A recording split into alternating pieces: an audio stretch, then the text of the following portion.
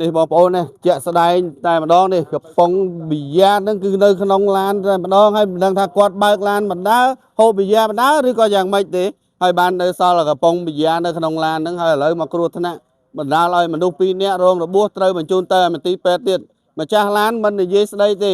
គឺឈរត្រេតត្រោតនិយាយតែទូរស័ព្ទបាទបងប្អូនឃើញជាក់ស្ដែងហើយនេះផ្លូវហ្នឹងកោងខ្លាំងតែម្ដងបងប្អូនបាទកោងខ្លាំងដល់ពេលម្ចាស់រថយន្តហ្នឹងមិនដឹងថាគាត់បើកបរក្នុងស្ថានភាពយ៉ាងណាទេ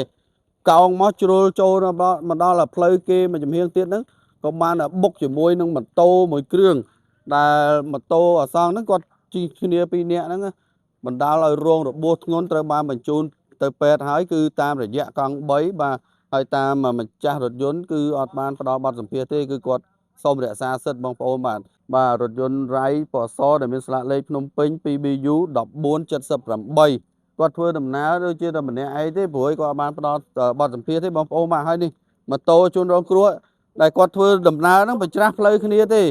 ហើយម៉ូតូនេះមកនៅខាងនេះហើយឡានហ្នឹងក៏នៅខាងនេះដែរអញ្ចឹងបានន័យថាឡានហ្នឹងគាត់ចូលមកផ្លូវគេបងប្អូនបាទម៉ូតូរបស់ជនរងគ្រោះហ្នឹងគឺមានស្លាកលេខអូដមានជ័យ 1G43 40គុតម៉ូតូ Dream Song ពណ៌ខ្មៅបងប្អូនបាទហើយជិះមកចូលមកដល់ផ្លូវគេហ្នឹងក៏បានបុកបណ្ដាលឲ្យម្ចាស់ម៉ូតូ2នាក់ហ្នឹងរងរបួសម្នាក់ហ្នឹងគឺថាហើមកលៀនមកចំហៀងហើយមួយទៀតហ្នឹងគឺឃើញថាបាក់កផ្លូវមកចំហៀងដែរគឺចេញឈាមខ្លាំងមែនទែនខាងកផ្លូវខាងស្ដាំផងគាត់ត្រូវបានបញ្ជូន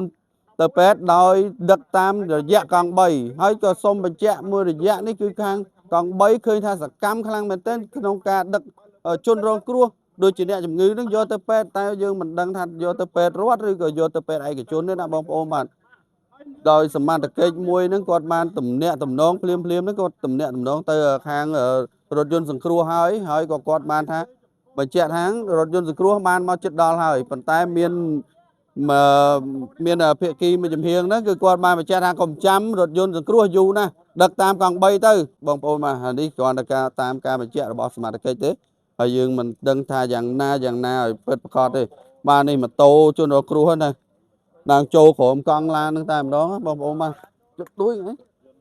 បាទគឺចូលក្រោមកង់ឡានហ្នឹងតែម្ដងនេះហើយឡាននេះធ្លាក់បដាមកអស់ហើយដបូលគមប់មុខហ្នឹងក៏កពុតខ្ទេចអស់ដែរហើយម៉ូតូនេះទាំងខ្ទេចហើយមួយកណាត់មុខបាទគឺខូចខាតធ្ងន់ធ្ងរដែរបាទហើយឥឡូវនេះមិនដឹងថាជនរងគ្រោះហ្នឹងមានអ្នកតំណាងមកឬក៏យ៉ាងម៉េចទំនាក់ទំនងអីយ៉ាងម៉េចក៏អត់ច្បាស់ដែរបងប្អូនតែសមត្ថកិច្ចក៏គាត់អត់ដឹងថាយកទៅពេទ្យណាឲ្យពិតប្រាកដទៀត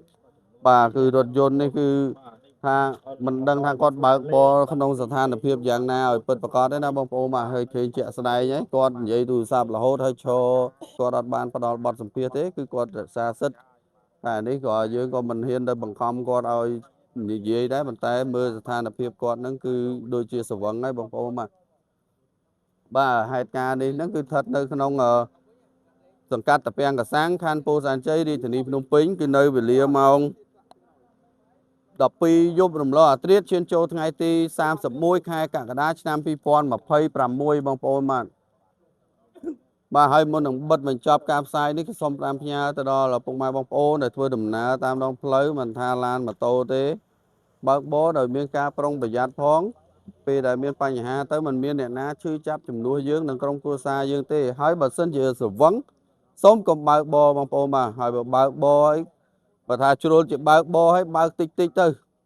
ដល់ណាដល់ត្រឹមហ្នឹងទៅបាទបងប្អូនបាទខ្ញុំបាននៅក្រុមការងារសូមអរគុណនិងសូមគោរពលា